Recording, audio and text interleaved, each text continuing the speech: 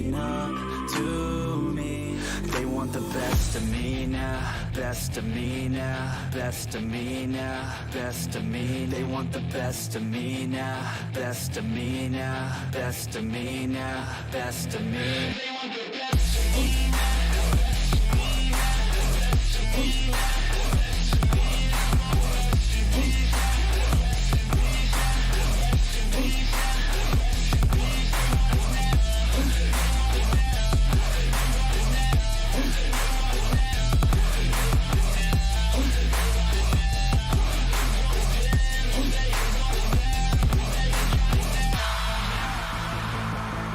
I swear to God, man, I'ma make it soon.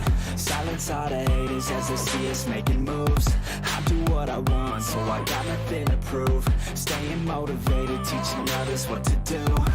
I'm staying focused, my mind is open. They start to notice that I'm in motion. There is no potion, you're not just chosen. It takes devotion to stay composed, man. Never stop, there ain't no time to fall. Try to live, get it all, you got one life to ball. Thinking big, never small, cause you gotta want it all. When you finally get that call, you get ready, take it all. Need a hand out, I already stand out. Starting to advance now, ready to expand now. You don't have a chance now, cause we're in demand now. Make it by the grand now, feeling in command now. They're looking right at me to see if I succeed, to see if I believe. They're looking up to me. They want the best of me now, best of me now, best of me now, best of me. They want the best of me now, best of me now, best of me now, best of me. They want the best of me now.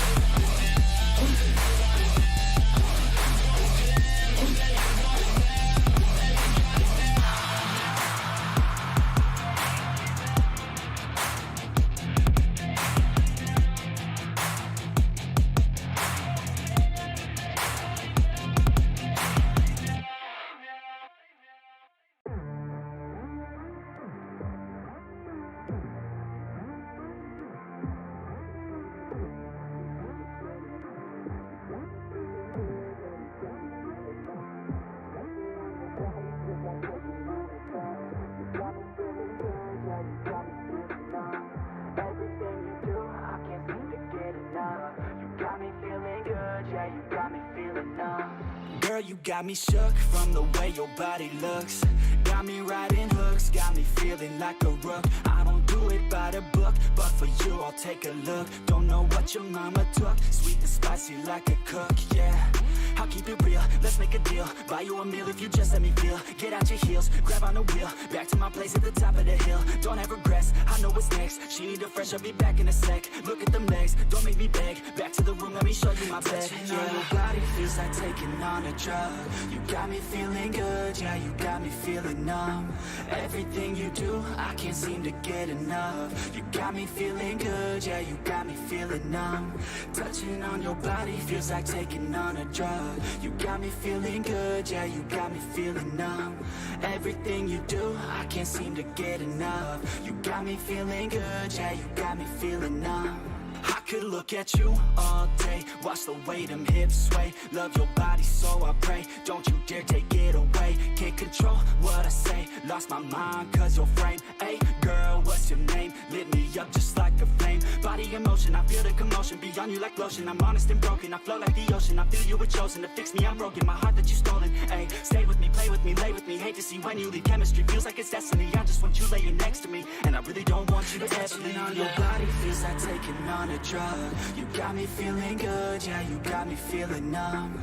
Everything you do, I can't seem to get enough. You got me feeling good, yeah, you got me feeling numb.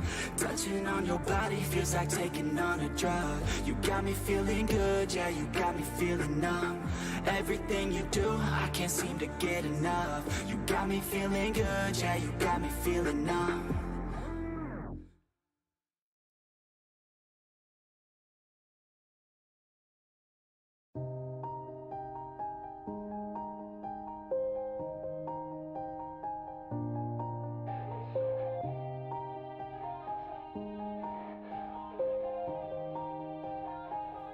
Yeah.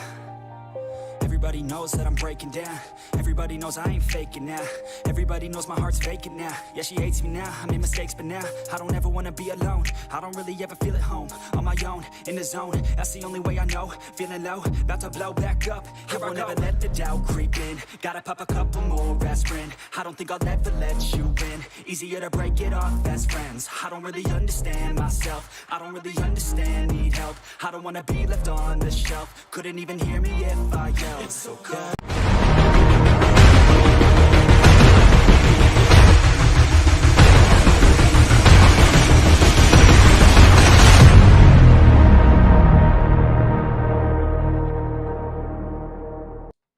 Ladies and gentlemen, welcome back here to episode 8 of season 2 of the NEXXTCAR podcast. And like always, we're joined with Peyton Tullock and Matt Tucker. What's going on, fellas? Nothing much, Ronnie. What's up, man? I'm doing good. I'm doing great. We had a great weekend of racing in NEXXTCAR. We had a great weekend of racing in NASCAR. It was a fun weekend all around. But Matt, you got some news that you got to break to the league here tonight. Yeah, might as well just start the podcast off with some exciting news. Probably the first time in NEXXTCAR racing history something this big has come around. But proud to announce that the NEXXTCAR Racing League will be sponsoring Greg Van Alst at the General Tire 200 at Talladega Super Speedway on April 22nd.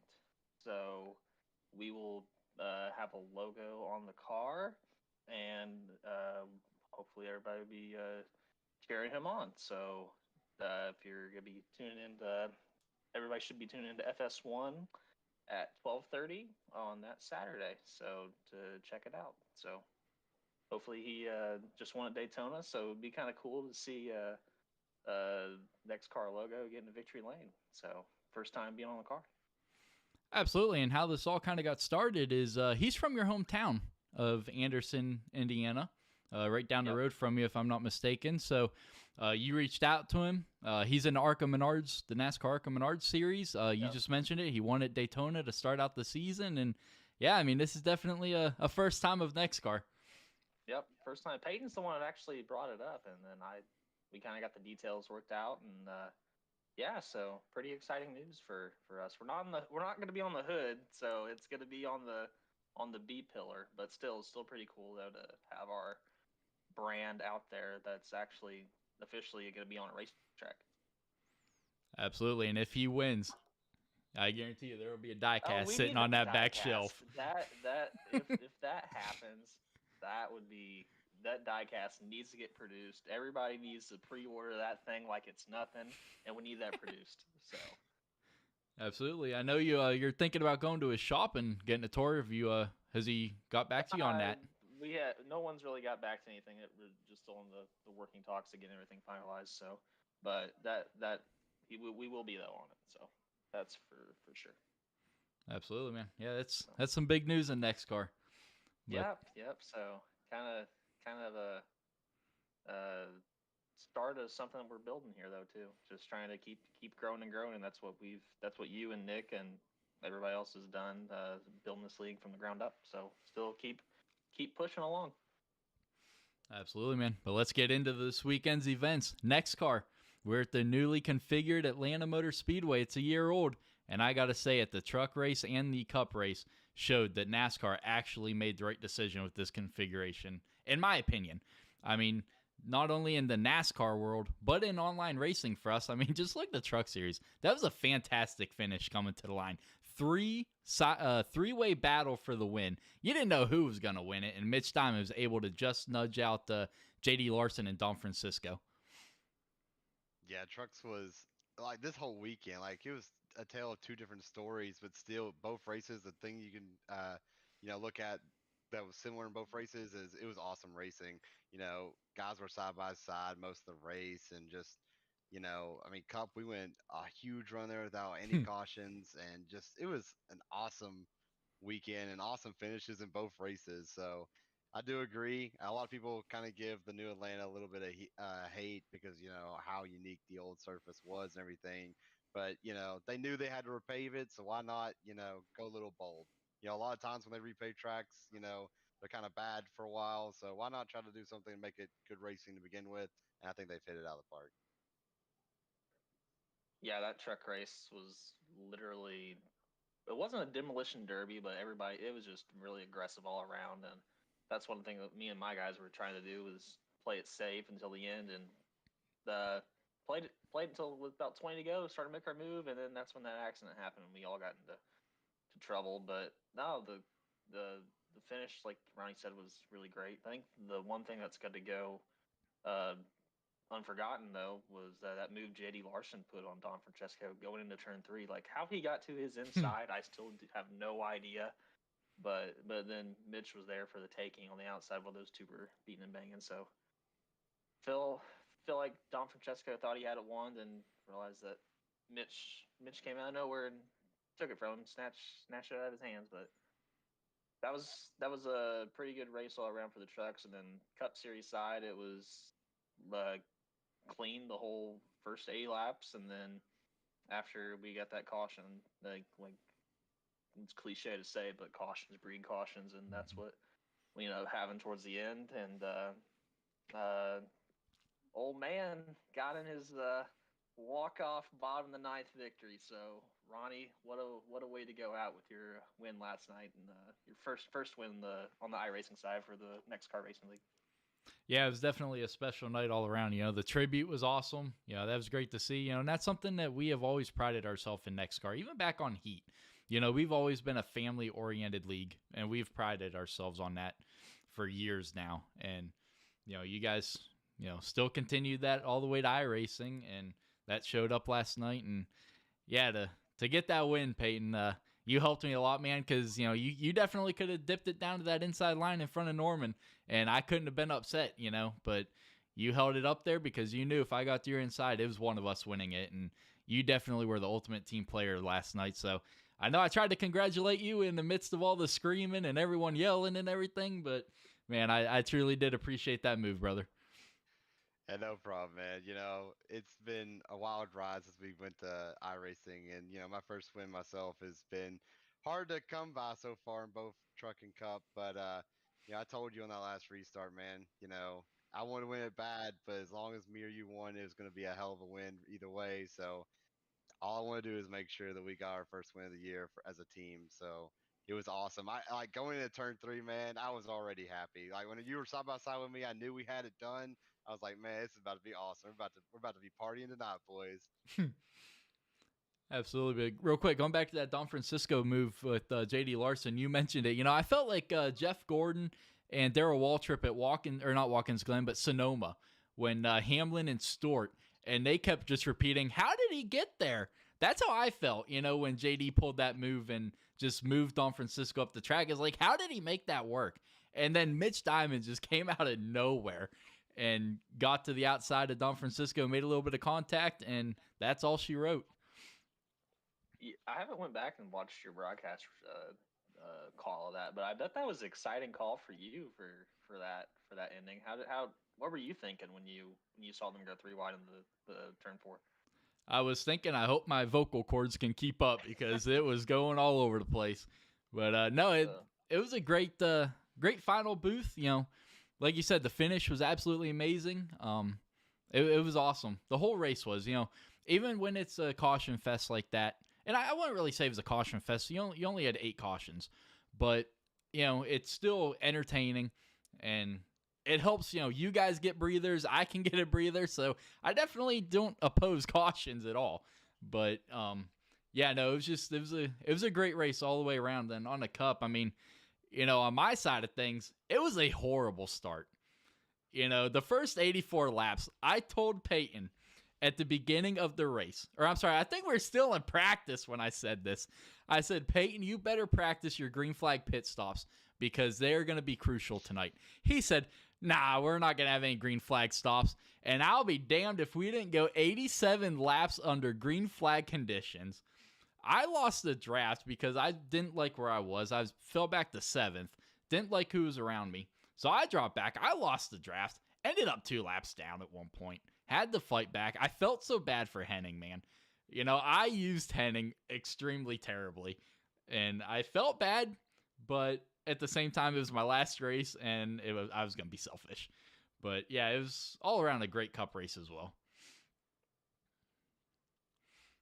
Yeah, I think the move that you pulled off there, getting in front of Mitch and Andrew was pretty. What probably ended up helping you win the race too, because you were Mhm. able to get back on that tail end of the lead lap, and then when that one caution came out, you're right back in the mix. So anything could happen though. So and that's what ended up happening in the Cup race though.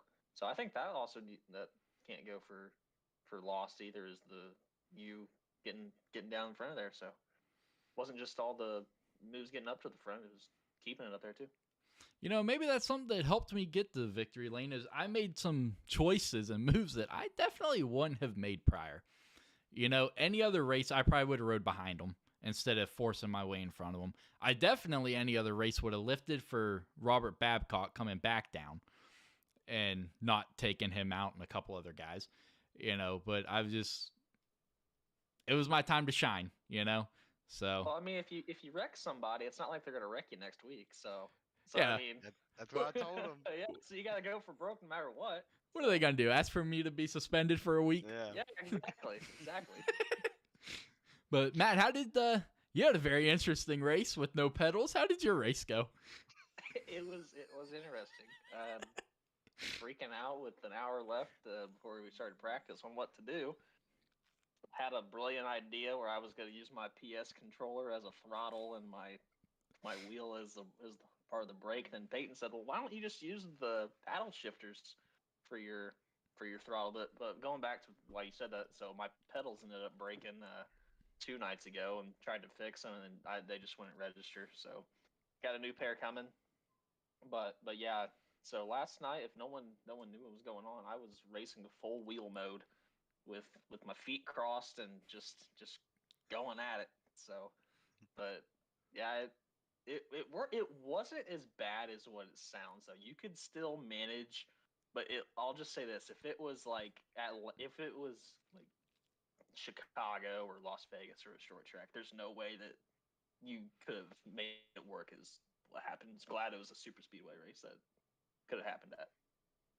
I'm also glad I was not in your Discord party to hear clicking every 2 seconds. Yeah. Oh, if you want to go hear a lot of clicking, go over to my Twitch channel, and you'll probably hear 1,000 clicks throughout the whole broadcast of the race last night. So I feel kind of bad for John Turner in there. He probably thought he was going clinically insane, listening to all those beeps the whole time. So sorry, John, if I didn't mention that before, but yeah. So it was interesting. Would not recommend it for anybody, but I'm gonna try it tonight on the modified race though too. So we're gonna see what happens with that. Peyton, how about your race, buddy? Yeah, the truck race for me, I just wrong place, wrong time all race. You go to the front, I'll just be in front of the wrecks and you get in them. So it's like, okay, I'll ride in the back, and then we wreck back there. So quickly learned it didn't matter where you were, and just had bad luck there. But Cup, I mean, me and you both, very beginning of the race, kind of lose the draft, follow that lead pack. Eventually, we get our yellow, and after that, I mean, me and you both just kind of worked our way to the front, and then really just kind of took control of that race with Ronnie Norman. We kind of all three just kind of set up there the last 30 laps or so battling. So, honestly, it's kind of funny. Truck, I was in everything. Cup, I never got a scratch on the car. Mm-hmm. So that just shows you how super speedways you can drive the same exact way 2 nights in a row. One night you get all the wrecks, and one night you're clean. Um, but I'm just glad that I didn't get any drama from Atlanta. I was trying to make sure I didn't get any fights this week, and I can't say the same for Tuck down there. It sounded like you had a pretty interesting race last night. I'm just here so I don't get fined. So but that's super speedway racing though. You gotta have those pushes come to shove, and then the caution before when Austin got in the back of Ronnie, it was just chain reaction. What happened, and then it bottled everybody up. So apologize for that, but when you're coming down to 5 to go, I mean you're gonna be pushing like crazy anyway. So just trying to help get everybody going forward and keep that whole line, because like what Tim was mentioning last night, if that top lane was probably the best way to be Mm-hmm. And with us being on the bottom, like we didn't want to lose all that momentum. So I'm third in line on the bottom, just trying to keep everybody going. And I think when Austin got to the back of Ronnie, and then it's like simultaneously like hit, and that's what got up into Toby, and then everybody else up on the top lane too. So it was just a product of super speedway racing. It wasn't any intention or anything, and you're gonna see that. I mean, there was times throughout the race too where you had some guys get some runs and then accidentally hit them. So it wasn't really. And I don't think anybody really did anything intentional throughout the whole thing. It's just product of the racing. Absolutely. And we saw that last year as well, in the Cup Series. You talked about push comes to shove. Well, unfortunately, I found myself in some things last season, but everyone, it's racing and everyone moves on, and it's great to see. And I have no doubt that Mitch is probably over everything, and yeah, I'm not too sure if Austin was even mad at you, but I'm sure he's past it. I know Toby was a little upset with you too, but I mean, you two are great friends, so I'm sure he just laughed it off.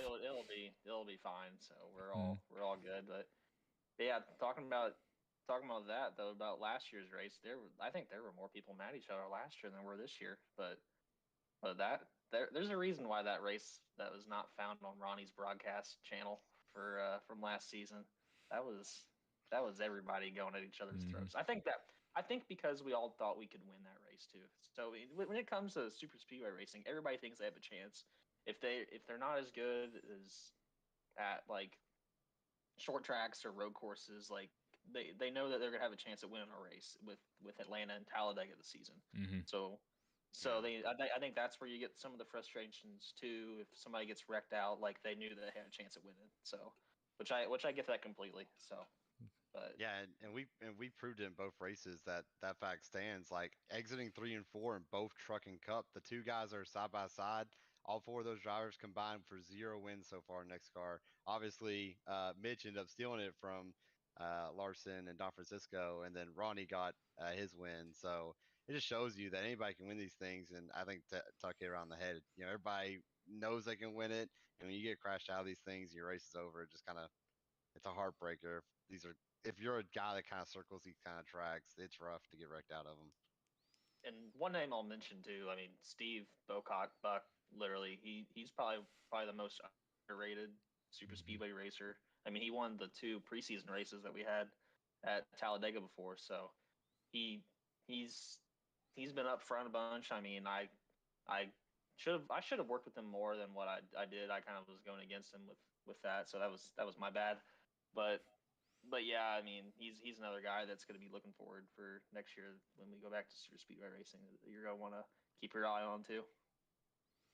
Absolutely. And Oh going no, back to the whole, tempers flaring last season a lot more than they are now, or more than they ever did on Heat. Well, you have guys that, I mean, most of us spent 2, 3 years racing together on Heat. Then you get new guys in there. You got your David Chandler. David, not really a lot of his own doing, found himself in the midst of a lot of issues. He was aggressive. He was trying to make a name for himself. You had people like Buck who, he's still trying to make a name for himself last season. He wasn't sure if he was making a move to iRacing. We were all new to iRacing. And then you had the guys that had been on iRacing for years, coming into the league. And, that's what you're going to have when you get people mixed up like that. You got different experience. You got different mentalities. And, everyone learned each other last year and this year. And I'll be selfish. I think the idea of the teams has helped a lot too. You've broken up a little bit of the cliques that we had last year, and yeah, I think definitely this year has been a huge improvement on that side of things. Yeah, like the teams I think have really like kind of leveled like everybody and like seeing different perspectives of what guys will do. Like I didn't know John Turner Hmm. before he was on my team, and I knew he'd done good in the truck series the first season, so I was like, hey, you can be on my cup team. So just trying to like we done try to build a family out of this league that we had on before and doing now, and I think you see that a lot, like especially what happened last time with what with your salute.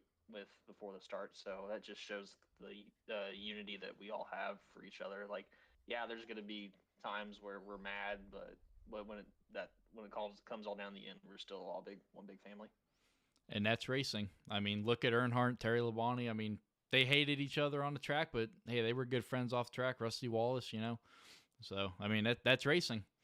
Gordon and Stewart, Yeah. that's a big one. Yep. Mhm. Logano, he said he's two faced. You know, when he puts that helmet on, he's all business. But as soon as he takes it off, he'll crack open a beer with you on the back porch and sit there and talk to you. That's just, Yep. it's the business. Yep. But anyone got anything else to add to the NEXXTCAR weekend before we move on to NASCAR? I just know it's gonna be different without you here, Ronnie. But yet again, I want to give you one last shout out. I'm glad we get you that last win, and thank you for everything you've done, man. Um, it's gonna be, like I said, it's gonna be rough without you not being there, man. I always enjoy you having you in the chats with us and stuff. But hey, we'll carry on. We won't let you down. We'll keep putting on good shows. Keep putting forward.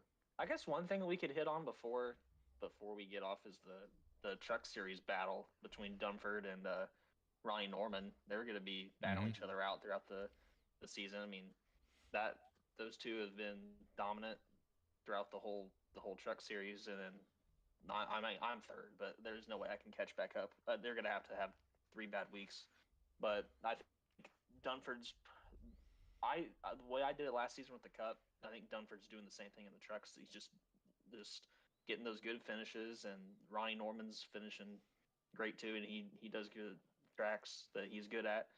But I think these next 3 tracks are gonna be a bloodbath between those two. Who's gonna be your Truck Series champion? Absolutely. Dunford needed Norman to have a bad race, and he got it at Canadian Tire. You know, Well, Dunford or Norman still finished fourth, I think. right. But he got it to within 3 points. So Right, he needed right. he needed him to have a quote unquote bad race for Norman. For Norman, Right. that's a bad race. I mean, Right. he done wrecked himself.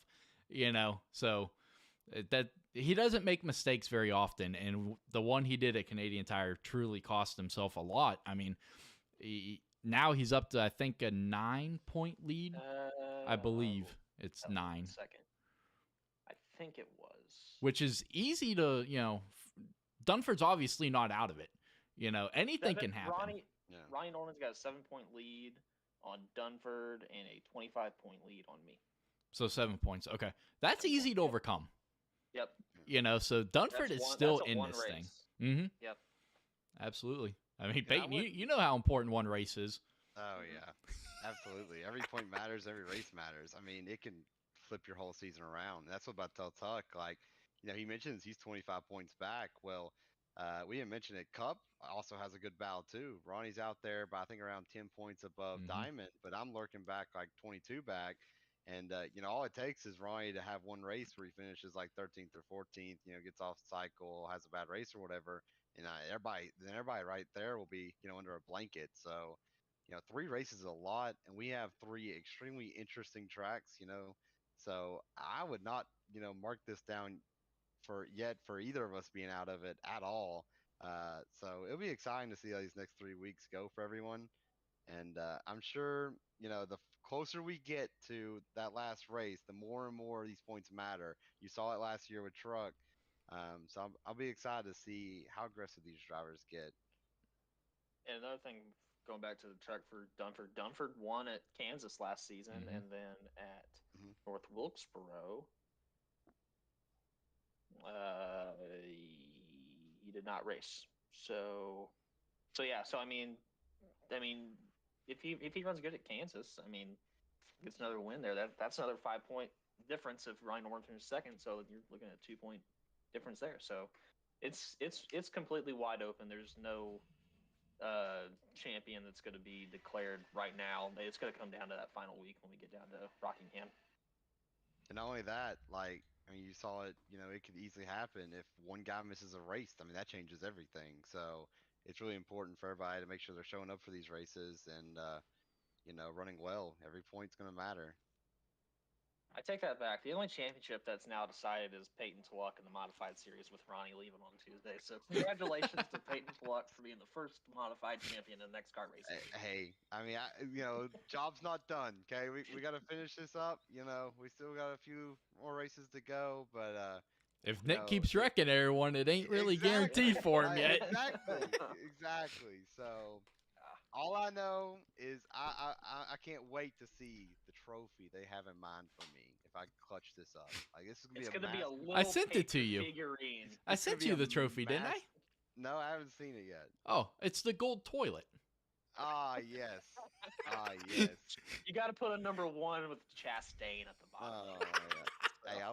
Hey, I don't care what you Which send me. It'll go which on my part? desk. At the base of the toilet or in the bottom of the bowl? In the bottom of the bowl. That way he can look at it when he sees. He's like, yeah, I did that. With the number 17 on the front then too, or on the lid of the toilet. So you got 2 numbers on it. So, hey, but you gotta give Peyton no credit though. He's ran every race. So I mean that's it's a league that we all wanted to run.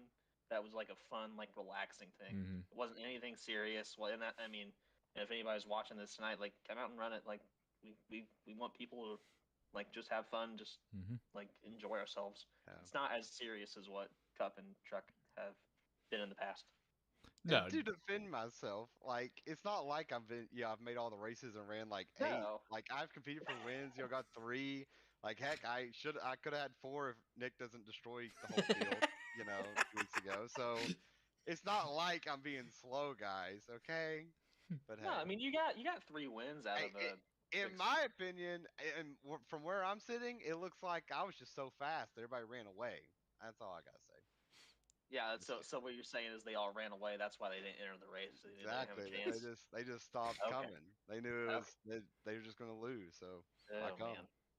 yeah, enjoy the fun, entertaining modifies for the next 3 weeks. Because I'll be honest, when ARC and Xfinity start next season, it's back to seriousness for those two. Yep. So yeah. enjoy the quote unquote demolition derby while we can with 4 people out there. So. Hey, man. Tuck, you love your over-unders. Over under 4.5 guys racing tonight. Where are you going with? I'm gonna take the over. I'm gonna take You over. take the over? I think we're gonna get about 7. Okay. I think there'll be more. I mean, I think last week we were coming off a 2-week break, so I think you're gonna have more guys come out tonight. So I hope you're right. So I'm gonna take the over with that. All right, moving on to your NASCAR Xfinity Series. John Hunter Nemechek getting the final win in the 2-mile configuration of Auto Club. I saw a pretty cool stat with him. His dad led the very first lap in 1997 in the Xfinity Series at Auto Club. He sure did. And John Hunter led the last one. Talk about ironic and awesome.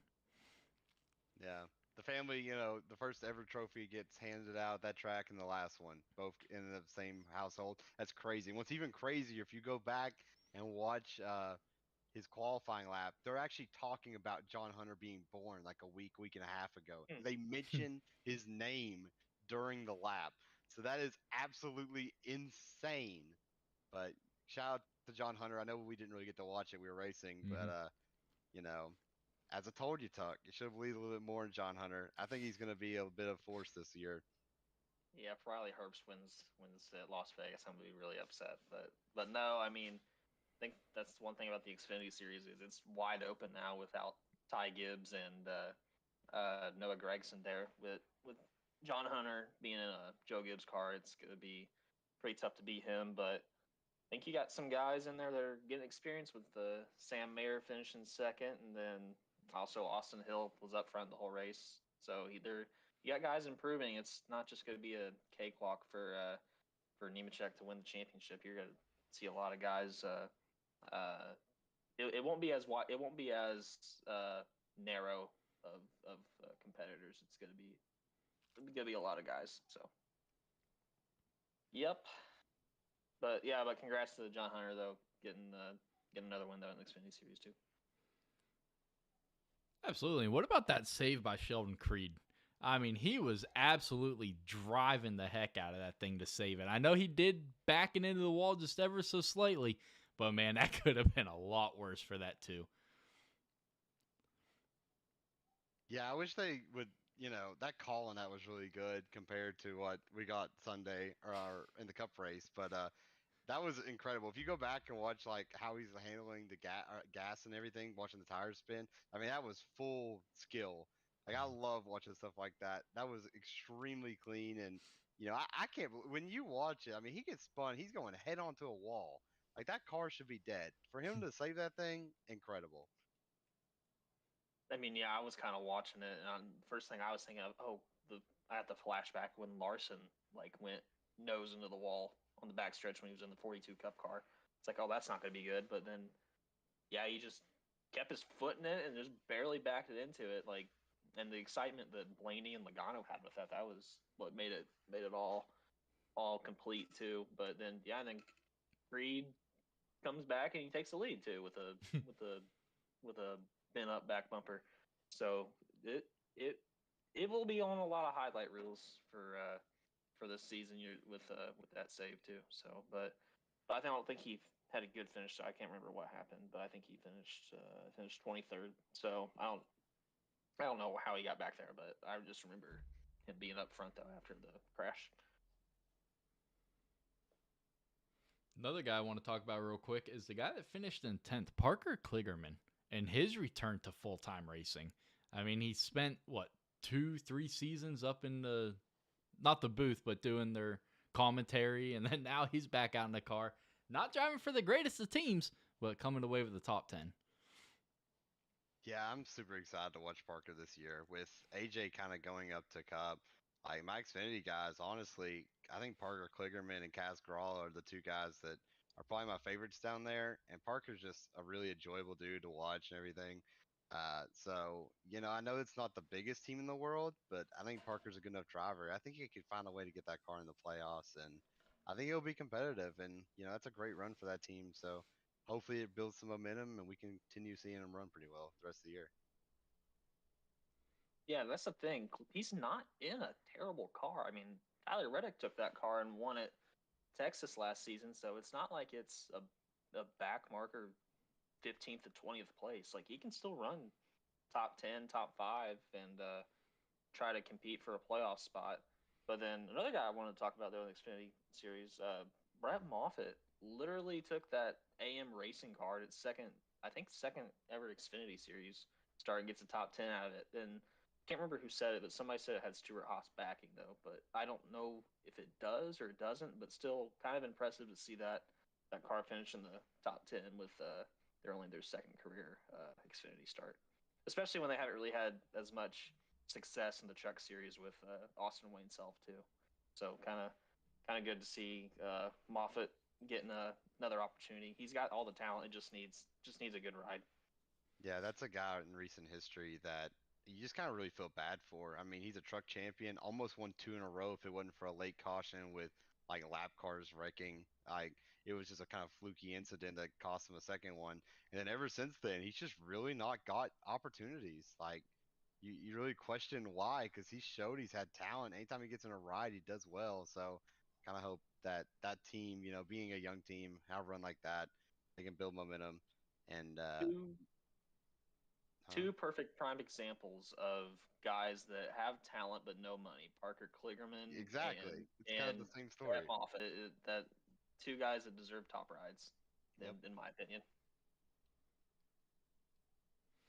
Wasn't Austin Wayne self-suspended for a season or two a couple years ago I think so. I am not for 100% for sure, drugs? but Kind of like what what's his name just got caught up Corey in. Roper. Yeah, Corey just got Roper. suspended. I'm still waiting The on guy him that- to post something on Facebook. I have not seen him post anything on there yet. I'm really disappointed. I'm about to message him. Be like, hey man, what'd you take? Out stole the show at Yeah. Daytona a couple years ago, and then Just now he failed steals to the do show. any. And Yep. All Yeah. he do is I block. didn't even know that owners got drug tested in NASCAR. That's news to me. I knew obviously the drivers did. Just ask Jeremy Mayfield about that one. But I didn't know the owners had to get drug tested too. I think because he worked on the car. I think if you work Yeah. on the car or something, you have to get tested. That makes sense. And since since probably one of the only full time employees, I think that's why.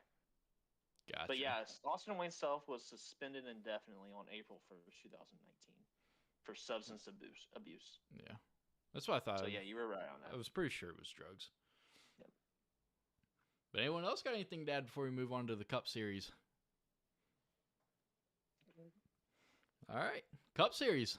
Kyle Busch, RCR, they're back. Yeah, I'll take that check mark there for picking the winner. Just gonna point that out here. Your virtual confetti is falling down on your head right now for Let's picking go. picking the second winner of the Cup Series. But hey, just like I told you guys, like last year, Reddick had a great run there in that car. So it. Kyle Busch is arguably a better driver. I definitely would say he is at this point in their careers. So was it really that far out there to pick him? I don't think so. And he kind of proved it. He started kind of near the back, drove his way through, and sure, Ross kind of dominated the start of this race. But Kyle, they kept working on the car, and you saw how good they made that car. He eventually just drove away from Ross. So and that's KFB, no surprise. And I think that was kind of a statement win. Mm-hmm. It like I could really see this being dangerous for the whole NASCAR field. This is kind of like, oh no, you've let Kyle Busch out, and now he's ready. I could see Kyle Busch taking over really quickly. Kyle Busch just needs to get a speeding penalty every race because Yeah. he does it and it lights a flame under his ass and then he goes out and wins. It's like they said in the broadcast, he finds another gear after something like that. But something else that really stuck out to me with Kyle Busch's win is had he have won this race last year, 90% of what you would have heard from the crowd were boos. This year, I don't think you heard a single one. And I think that's a lot to do with NASCAR's new behind the scenes TV show on USA. You got to see Kyle Busch in a different world, a different personality. Before you knew Kyle Busch as the a-hole with the helmet on behind the wheel. Well, now you can see him as a family man. And he really has changed a lot. We talked about that, I think, in last week's podcast. We're not going to go into that. But I personally was never a huge fan of Kyle Busch. Despised him. I'm not going to say I'm a huge fan of his now, but I've got a lot of respect because I truly believe the way that situation was handled with Joe Gibbs has changed the outlook that a lot of people have on him. Yeah, we said Yeah. the same boat on that one, Ronnie. Like Kyle, like we hit on that quite a bit last week. Mhm. He's just way more enjoyable now. I mean, before he kind of seemed like that a-hole, he drove for Toyota and everything, and now it's kind of like he's almost enjoyable to kind of cheer for. Like, oh yeah, it's the revenge story. Let's see what Mhm. Kyle can do, and he's already putting an exclamation point and making Toyota look kind of silly. Yeah, I saw a tweet after the race was over. If you told somebody in 2008 that Kyle Busch would get cheered after he won a race in the 8 car, then what were they going to say? Oh But God. but yeah, I think kind of puts everybody on notice. I mean, Chase Elliott said it best after he got out of the car. He goes like, "What were you expecting out of him? He's still Kyle Busch. I mean, Mhm. it wasn't like he was going to run 15th or 20th. Like he still has the ability, and Kyle still knows he has the ability. It's just trying to get a team behind him that fully supports him. And I think Richard Childress is backing him just as much as he backed Dale Earnhardt. Like that's probably gonna be the main thing. Everybody's gonna be comparing Kyle Busch now to Earnhardt because they're both in the same organization. But yeah, I think it's a good win for NASCAR because you have one of your top guys win again. You haven't seen him win a lot in the last couple of years since he won the championship in 2019. But yeah, good win for him. Good way to kick off the season for RCR with them running great at the Clash, the 500 in here, and then Austin Dillon also getting the top 10 finish for him, finishing ninth. So good way to start off the season for them. And I think Chevy as a whole, top 4 finishers were all Chevrolets, and then 6 out of the 10 with Bowman and Dillon getting in the top 10. So Chevy is looking very strong to start the season. You know, you were talking about how this is a statement win for Kyle Busch. Someone else that I think this was a very statement result for is Kevin Harvick. You know, had a terrible race last week at Daytona, came out here in his NFG tour and gets a top 5. He had a great car as well, you know, and yeah, I don't remember where I was going to go with that, but yeah, he had a heck of a car too. And then, you know, Chastain leading everyone from the third row on back off a cliff there on that restart. He absolutely nailed that one, huh? Of course, you're gonna blame Ross on that. Nah, that whole incident, I still blame NASCAR. If you're making that box bigger, it's just it's gonna lead to stuff like that. Everybody's trying to always time it. Heck, we do it in the league races. So all it takes is a checkup, and it go horribly wrong real quick. So I don't know. Yes, Ross was technically the first guy, but you know Noah's doing the same thing behind him. The car behind Noah's doing the same thing behind him, and you I know, thought that was on Logano though, because nah, Logano was the leader when that Logano wreck was happened. leading, but he Chastain held his pace. anticipated Logano to go it when Logano didn't. Right. Yeah. No one thinks the leader's going to go at the very last point of the box, and that's exactly what Logano did. Kind of He like waited till Norman the was very doing to end. us on Monday. Exactly. Yeah. He did. He did the same games. I mean, there was a restart. He started pretty early, and then there was one he waited to the very end. Mhm. So And you can't blame Logano with No, that. Like not he at all. literally he No. didn't brake check or anything. Nope. Like he No. just went when they had the box open now, Yeah. which I think they need to probably shorten it. You can't have guys the biggest wreck in that Auto Club history with that happening. So No, I think the leader already has a big enough advantage. Why Yeah. are they making the box that much bigger? I They don't know. what, 25% on each end? That is insane. It just causes more opportunity of bad things going wrong, and literally you Yeah. found that out with that, like with the crash. So you're gonna Mhm. have guys trying to play games, and that's one thing NASCAR said they don't want guys playing games. But well, if you give them the opportunity to, that Mhm. what do you expect? Hmm. Yeah, that took out a lot of good cars. I mean, Blaney's car was horrendous after that. I mean, he had a really good car. He was up there in the top 3 battling for the lead at one point, you know, so Well, Blaney's car Yeah. was terrible after he killed Garfield. So that's what that that's when his car went to crap. yeah. Isn't this RIP a Black Cat that decided to cross the track Yeah, at the very wrong correct. time. I still have yet to Rough. find that video you said was out there. There is a video of it, but it doesn't show him actually.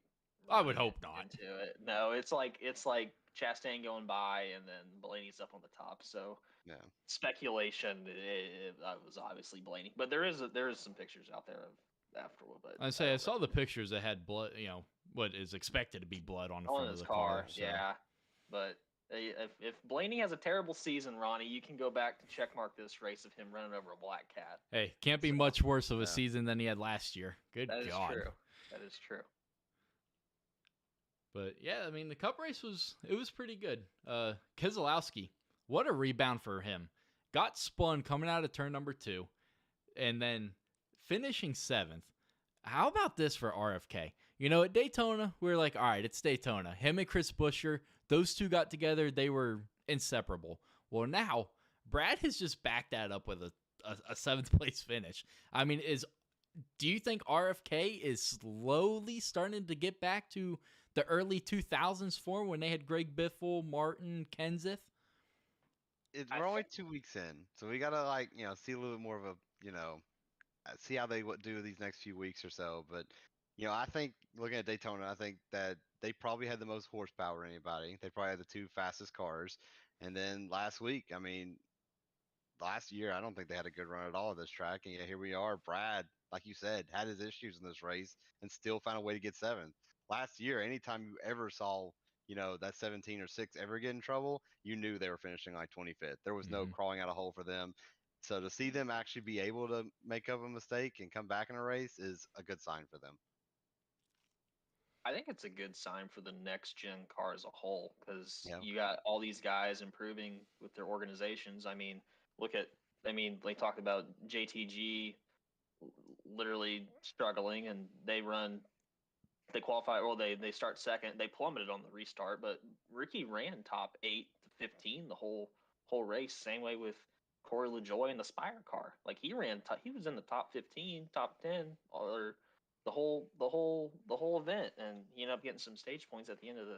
I think stage two he did. Yeah, he got one. He finished 10th at stage two, but I think this is what NASCAR wanted. You got level the playing field, so to speak, and then uh, uh, uh, an easier way for owners to get into the sport too, with not as much cost too. So I think Ronnie with RFK, I think the speed is there, but like what Tim said, you're gonna have, it's just a small sample size that you're gonna have to see more. But you got the mile and a half next week with Las Vegas, and then the mile Phoenix track too. So I think that's you're gonna see what they got there, and they also ran the test out there too with the Brad. So they got some of those uh, data notes in the play, and I could see Brad running great again at Vegas. He's won there before, and they have speed again.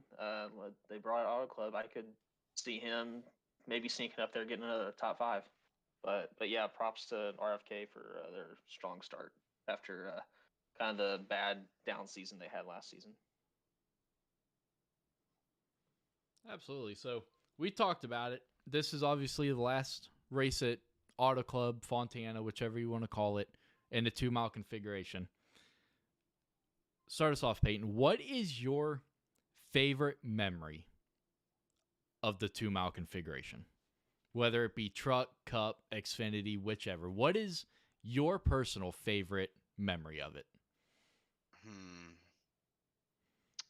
Man, there's a lot of good races here, but you know, I don't know if it's I don't know if it's like the outcome I like the most, like at all, actually. But I think my favorite memory probably is honestly the race where, at the time, my three most hated drivers in NASCAR had one of the most crazy finishes ever with Danny Hamlin, Joey Logano, and Kyle Busch. And Kyle Busch stealing that thing on the outside.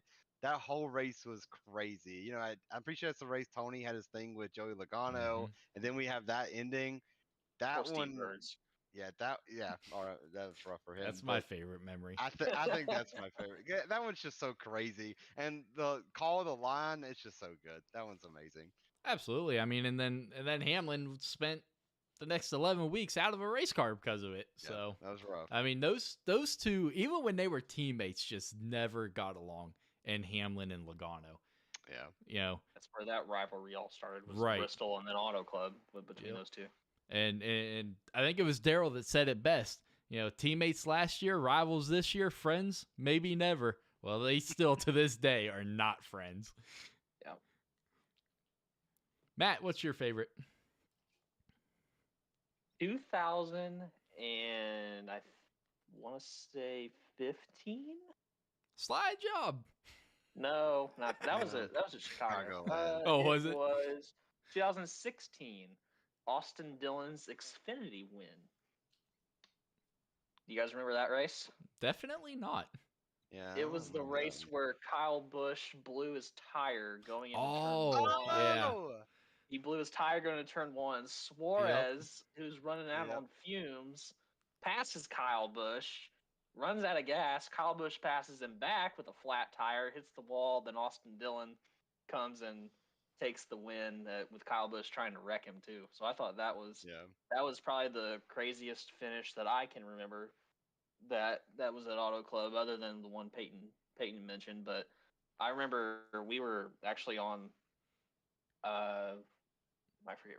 It was during the March Madness tournament, and we were watching that, and then I held on the Xfinity race too, and seeing Kyle Busch like, oh, he's gonna win another Xfinity race, yippee, and then blows the tire, and then Adam Alexander and Kozlowski, I think, was in the booth. We're going nuts. So that's my biggest memory is that finish, and I think that's probably one of the most forgotten finishes, I think, in one of the NASCAR history, because you had basically three guys literally lead that whole last lap. Kyle Busch twice led it and still didn't win the race. So that's my best 2-mile Auto Club memory. What's Yeah. amazing about that memory is if you remember, Brad was up in the booth, like you said. I remember like Suarez running out of gas, and Kozlowski is like, it's such a shock. He's almost laughing. He's like giggling, like, here comes Kyle. He's still on a flat tire. Yeah. He's going to try to win the race on a flat tire. Can he do it? It's like, oh my God, that was honestly one of the most wild moments in NASCAR history was the end of that race. So I'm glad you Who, brought need, that one up. who I kind of needs forgot March? about it. Who needs March Madness? Yeah. That- yeah, that was crazy. Ronnie, what's yours? Mine is definitely the Tony Stewart interview. Like we talked about it Okay. last night. Yeah. That Yeah. kills me every single time. You know who that reminds me of? Buck. That interview man. reminds me of Steve. Every race. Tony, what happened? Ah, that dumb little son of a, you know what, ran me down into the grass. Thank you, Tony. No, thank you. That kills I me feel like every time. same personality. Yeah. Yeah. What's Steve Burns supposed to say that? Like, okay, like thanks. Like, Yeah, oh, that will always be Tony Stewart is definitely the guy who has had the most memorable interviews throughout the years. You know, especially the one after Bristol too, with him and Kenseth when he threw his helmet at Kenseth's car. That was a good interview. Then that one, oh man, he's he's found himself in some pretty interesting times. I don't Yeah. think Tony didn't forget about it. They brought it up in the broadcast, and Mhm. Tony was like, "Oh, why are you showing this?" Like, and then he's like, "Oh, yeah." But then he gave Logano props for maturing too. So Mm. you can still kind of get a sense that Stewart hadn't forgotten about that. Yeah. Yeah. No. Oh no, most definitely not. Definitely Racers not. never forget, man. I think there's a lot of things that, yeah, they'll hold grudges to. I think nothing with Stewart probably be that Bristol finish with Kenseth Mhm. or with that wreck with Kenseth. But yeah, like you said, Peyton, drivers do not forget. So Yep. No, they do not. But NASCAR came out today with some interesting downforce package. I don't know if you guys saw that. Um, their 2-inch spoiler and the removal of the 3 diffuser strakes for short track racing. So Roval, Chicago Street Course, Coda, Indy Course, Martinsville, New Hampshire, North Wilkesboro, Phoenix, Richmond, Sonoma, and Watkins Glen. So once again, a couple of those also, interesting enough, are the tracks that they're going to be running rain tires if needed. So NASCAR definitely making some improvements here. I think it's going to help the racing a little bit. You know, I know a lot of these drivers after the testing wanted it to happen. You know, gives them more of the driver's edge per se. So, Matt, what do you think about these changes? I think they're just trying to improve the product because they knew they had a great mile and a half with product show with the next gen. I think Charlotte with the Coke 600 comes to mind, but the Martinsville race and the other short track races at Richmond, like it was so. So they're trying something or taking out the diffusers, lowering the spoiler, try to make the racing better with the next gen at the short tracks and the road courses too. So you gotta give them credit where credit's due with that, and I hope it does make it better. I mean, you had the guys out there at the Phoenix test that tested it out, and I think they thought it was a lot better racing too with that. So I think I think with Phoenix coming up in a couple of weeks, you're really gonna get your stay with it. If it's not a good race, then they might do more changes. But I think you can't just stay to the status quo that you had last year. You got to do something new to try to improve it, which they're obviously trying to. So gotta give them props. So, but I think Phoenix could be a good race though. Peyton, Yeah, what you got?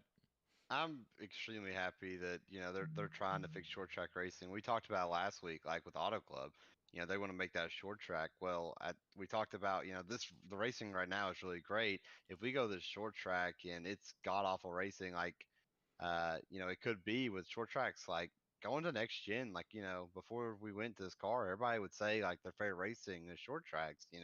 Fans would scream more and more short tracks. Well, next gen really didn't put on that many great shows on short tracks last year. So if this auto club track is going to be a success, they're going to have to get better at short tracks. And so I'm glad they're making changes to at least try. I'm interested. I saw some. I think like basically the whole road course list was on there as well. So that's a little bit interesting. Um, but hey, I always love NASCAR. That's just NASCAR doing its research and trying to make the sport better. And as a fan, you can never hate that. So kudos to them for at least trying, anything they possibly can to make the product better. You said as a fan, you can't hate on it, but I guarantee you there's still going to be some people that Oh complain yeah, about NASCAR dying when Earnhardt did. So, No, you people know. complain about anything. Oh, yeah, absolutely. NASCAR fans are the most yeah. hypocritical people in the world, man. That They is true. they really are. It's insane. But Nothing like I saw the podcast today that Junior did. And they were saying, I think something about like NASCAR fans wanted closer finishes. Like, well, you had those guys that leading all those laps that were 2 laps ahead of guys, and they were complaining. Then you got guys that finished 2 seconds ahead of somebody, and you're complaining too. Like, what's the median there? But yeah, NASCAR fans are notorious for always having a say and stuff. So I think we've all done. There's never going to be a perfect scenario for anything, but there's always those people that stick their nose out. So yep, NASCAR fans are one of a kind. absolutely. Anyone else got anything to add to the NASCAR topic? All right. What are your guys' picks for Vegas? Start us off, Matt. Peyton, you're So, getting last. You yeah, won you're this going week, last. so you're going Yeah, last. you won this week. Hey, y'all want to handicap me? It's fine. So I am going with a guy that has struggled out of the gate so far. Had trouble last week with an electrical issue, but he has won before at Las Vegas. He is champion before, so I'm going Kyle Larson as my pick. And another guy that's different for my sleeper, as what I told you last night, Peyton. I had a little bit of thought over this. So I am going with Brad Keselowski as my sleeper pick. So that I don't know if you really count Keselowski a champion as a sleeper, but I will do that this week with him. So because the 5 and the 6 are my locks and my sleeper. I like it. I like it. Uh, I'm gonna go with Blaney as my main pick. He's always been decent at these tracks. This one, excuse me, Kentucky. These tracks kind of seem to fit more of his forte a little bit, besides the super speedway races. But then my sleeper pick, I am going to. I don't even know who to pick here. You know what? I'm going to go for a wild one here.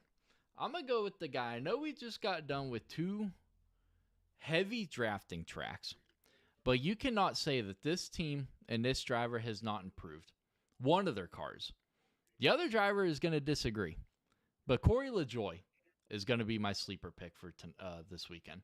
That 7 car is looking a lot better than it did last year. Ty Dillon, he's going to, disagree with the team improving because, oh boy, has not had a great start. But, yeah, Corey LaJoie is my... Dylan wants the motors that LaJoie gets because both motors he has gotten have blown up. Yeah. So. Well, y'all gave me the last pick this week, and y'all made a big mistake. I mean, I'm going to take the guy who last year, the 2 Las Vegas races, he finished second and third, led over 150 laps total in those races. Yeah, and he's coming in this race, by the way, as the points leader. Yeah, give me Ross Chastain this week.